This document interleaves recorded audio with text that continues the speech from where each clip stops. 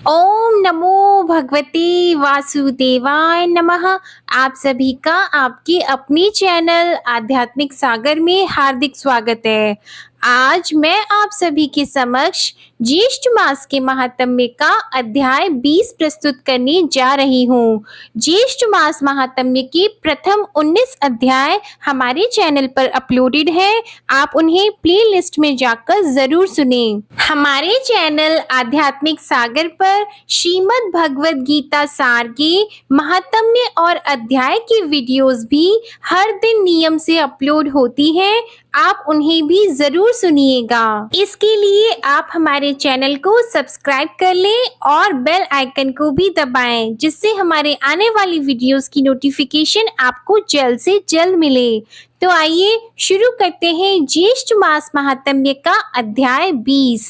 इस अध्याय में गुरु तीर्थ के प्रसंग में महर्षि च्यवन की कथा, कुंजल पक्षी का अपने पुत्र उज्जवल को ज्ञान, व्रत और स्तोत्र का उपदेश का वर्णन है। वेद ने भगवान श्री विष्णु से कहा, भगवान देव देवेश्वर, आपने मुझ पर कृपा करके भार्या तीर्थ, परम उत्तम पितृ तीर्थ एवं परम पुण्यदायक मातृ तीर्थ का वर्णन किया। ऋषिकेश, अब प्रसन्न होकर मुझे गुरु तीर्थ की महिमा बताइए।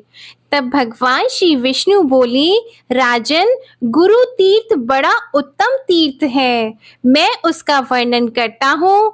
गुरु के अनुग्रह से शिष्य को लौकिक और आचार व्यवहार का ज्ञान होता है, विज्ञान की प्राप्ति होती है और वह मोक्ष प्राप्त कर लेता है। जैसे सूर्य संपूर्ण लोकों को प्रकाशित करते हैं, उसी प्रकार गुरु शिष्यों को उत्तम बुद्धि देकर उनके अंतर जगत को प्रकाश पूर्ण बनाते हैं। सूर्य दिन में प्रकाश करते हैं, चंद्रमा रात में प्रकाशित होते हैं और दीपक केवल घर के भीतर उजाला करता है, परंतु गुरु अपने शिष्य के हृदय में सदा ही प्रकाश फैलाते रहते हैं। वे शिष्य के अज्ञानमय अंधकार का नाश करते हैं। अतः शिष्यों के लिए गुरु ही सबसे उत्तम तीर्थ है। यह समझकर शिष्य को उचित है कि वह सब तरह से गुरु को प्रसन्न रखे। गुरु को पुण्यमय जानकर मन, वाणी और शरीर तीनों की क्रिया से उनकी आराधना करता रहे। नृपश्रेष्ठ, भार्गव वंश में उत्पन्न महर्षि च्यवन मुनियों में श्रेष्ठ थे। एक दिन उनके मन में यह विचार हुआ कि मैं इस पृथ्वी पर कब ज्ञान संपन्न होऊंगा। इस प्रकार सोचते सोचते उनके मन में यह बात आई कि मैं तीर्थ यात्रा को चलूं, क्योंकि तीर्थ यात्रा अभीष्ट फल को देने वाली है। ऐसा निश्चय करके वे पिता आदि को तथा पत्नी, पुत्र और धन को घर पर ही छोड़कर तीर्थ यात्रा के प्रसंग से भूतल पर विचरने लगे।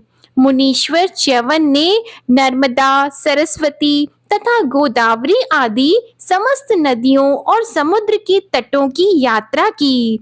अन्य अन्य क्षेत्रों, संपूर्ण तीर्थों तथा पुण्यमय देवताओं के स्थानों में भ्रमण किया। इस प्रकार यात्रा करते हुए वे ओंकारेश्वर तीर्थ में आए और एक बरगद की शीतल छाया में बैठकर सुखपूर्वक विश्राम करने लगे। उस वृक्ष की छाया ठंडी और थकावट को दूर करने वाली थी। मुनि श्रेष्ठ च्यवन वहां लेट गए। लेटे लेटे ही उनके कानों में पक्षियों का मनोहर शब्द सुनाई पड़ा, जो ज्ञान विज्ञान से युक्त था। उस वृक्ष के ऊपर अपनी पत्नी के साथ एक दीर्घजीवी तोता रहता था, जो कुंजल के नाम से प्रसिद्ध था। वह तोता बड़ा ज्ञानी था। उसके उज्जवल, समुज्वल, विज्वल और कपिंजल ये 4 पुत्र थे। चारों ही माता पिता के बड़े भक्त थे। वे भूख से आकुल होने पर चारा चुगने के लिए पर्वतीय कुंजों और समस्त द्वीपों में भ्रमण किया करते थे। उनका चित्त बहुत एकाग्र रहता था। संध्या के समय मुनिवर च्यवन के देखते देखते वे चारों तोते अपने पिता के सुंदर घोंसले में आए। वहां आकर उन सब ने माता पिता को प्रणाम किया और उन्हें चारा निवेदन करके उनके सामने खड़े हो गए। तत्पश्चात अपनी पंखों की शीतल हवा से माता पिता की सेवा करने लगे। कुंजल पक्षी अपनी पत्नी के साथ भोजन संपन्न करके पुत्रों के साथ बैठकर परम पवित्र दिव्य कथाएं कहने लगे। उनके पुत्र उज्जवल ने कहा, पिताजी, इस समय पहले मेरे लिए उत्तम ज्ञान का वर्णन कीजिए। इसके बाद ध्यान, व्रत, पुण्य तथा भगवान के शतनाम का भी उपदेश दीजिए। कुंजल बोला, बेटा, मैं तुम्हें उस उत्तम ज्ञान का उपदेश देता हूँ जिसे किसी ने इस चर्म चक्षुओं से नहीं देखा है। उसका नाम है मोक्ष। वह केवल अद्वितीय और दुख से रहित है। जैसे वायु शून्य प्रदेश में रखा हुआ दीपक हवा का झोंका न लगने के कारण स्थिर भाव से जलता है और घर के समूचे अंधकार का नाश करता रहता है, उसी प्रकार कैवल्य स्वरूप ज्ञानमय आत्मा सब दोषों से रहित और स्थिर है। उसका कोई आधार नहीं है। बेटा, वह आशा तृष्णा से रहित और निश्चल है। आत्मा न किसी का मित्र है न शत्रु। उसमें न शोक है न हर्ष, न लोभ है न मात्सर्य। वह भ्रम, प्रलाप, मोह तथा सुख दुख से रहित है। जिस समय इंद्रियां संपूर्ण विषयों में भोग बुद्धि का त्याग कर देती है, उस समय सब प्रकार की आसक्तियों से रहित केवल आत्मा रह जाता है। उस कैवल्य रूप की प्राप्ति हो जाती है। जैसे दीपक प्रज्वलित होकर जब प्रकाश फैलाता है, तब बत्ती के आधार से वह तेल को सोखता रहता है, फिर उस तेल को भी काजल के रूप में उगल देता है। महामते, दीपक स्वयं ही तेल को खींचता और अपने तेज से निर्मल बना रहता है। इसी प्रकार देह रूपी बत्ती में स्थित हुआ आत्मा कर्म रूपी तेल का शोषण करता रहता है। वह विषयों का काजल बनाकर प्रत्यक्ष दिखा देता है और जब से निर्मल होकर स्वयं ही प्रकाशित होता है। उसमें क्रोध आदि दोषों का अभाव है। क्लेश नामक वायु उसका स्पर्श नहीं करती। वह निस्पृह और निश्चल होकर स्वयं अपने तेज से प्रकाशमान रहता है। स्वकीय स्थान पर स्थित रहकर ही अपने तेज से संपूर्ण त्रिलोकी को देखा करता है। यह आत्मा केवल ज्ञान स्वरूप है। इसी को परमात्मा कहते हैं। इस परमात्मा का ही मैंने तुमसे वर्णन किया है। अब मैं चक्रधारी भगवान श्री विष्णु के ध्यान का वर्णन आरंभ करता हूँ। वह ध्यान दो प्रकार का है, निराकार और साकार। निराकार का ध्यान केवल ज्ञान रूप से होता है और ज्ञान नेत्र से उनका दर्शन किया जाता है। योग युक्त महात्मा और परमार्थ परायण सन्यासी उन सर्वज्ञ एवं सर्वदृष्टा परमेश्वर का साक्षात्कार करते हैं। वत्स, वे हाथ पैर से हीन होकर भी सर्वत्र जाते और समस्त चराचर त्रिलोकी को ग्रहण करते हैं। उनके मुख और नाक नहीं है, फिर भी वे खाते और सूंघते हैं। बिना कान के ही सब कुछ श्रवण करते हैं। वे सबके साक्षी और जगत के स्वामी हैं। रूपहीन होते हुए भी 5 इंद्रियों से युक्त रूप धारण करते हैं। समस्त लोकों के प्राण हैं। चराचर जगत के जीव उनकी पूजा करते हैं। बिना जीवा के ही वे बोलते हैं। उनकी सब बातें वेद शास्त्रों के अनुकूल होती है। उनके त्वचा नहीं है, फिर भी वे सबके स्पर्श का अनुभव करते हैं। उनका स्वरूप सत और आनंदमय है। वे विरक्त आत्मा है, उनका रूप एक है। वे आश्चर्य रहित और जरावस्था से शून्य है। ममता तो उन्हें छू भी नहीं गई है। वे सर्वव्यापक, सगुण, निर्गुण और निर्मल हैं। वे किसी के वश में नहीं है, तो भी उनका मन सब भक्तों में अधीन रहता है। वे सब कुछ देने वाले और सर्वज्ञों में श्रेष्ठ हैं। उनका पूर्ण रूप से ध्यान करने वाला कोई नहीं है। वे सर्वमय और सर्वत्र व्यापक हैं। इस प्रकार जो परमात्मा के सर्वमय स्वरूप का ध्यान करता है, वह अमृत के समान सुखदायी और आकार रहित परम पद मोक्ष को प्राप्त होता है। अब परमात्मा के ध्यान का दूसरा रूप साकार ध्यान बताता हूँ। मूर्तिमान आकार के चिंतन को साकार ध्यान कहते हैं तथा जो निरामय तत्व का चिंतन है उसे निराकार ध्यान कहा गया है। यह समस्त ब्रह्मांड जिसकी कहीं तुलना नहीं है, भगवान की वासना से ही वासित है। भगवान में ही इसका निवास है, इसलिए उन्हें वासुदेव कहते हैं। वर्षा के लिए उन्मुख मेघ का जैसा वर्ण होता है, वैसा ही उनका भी वर्ण है। वे सूर्य के समान तेजस्वी, चतुर्भुज और देवताओं के स्वामी हैं। उनके दाहिने हाथों में एक में सुवर्ण और रत्नों से विभूषित शंख शोभा पा रहा है। बाएं हाथ में एक में चक्र प्रतिष्ठित है, जिसकी तेजोमय आकृति सूर्य मंडल के समान है।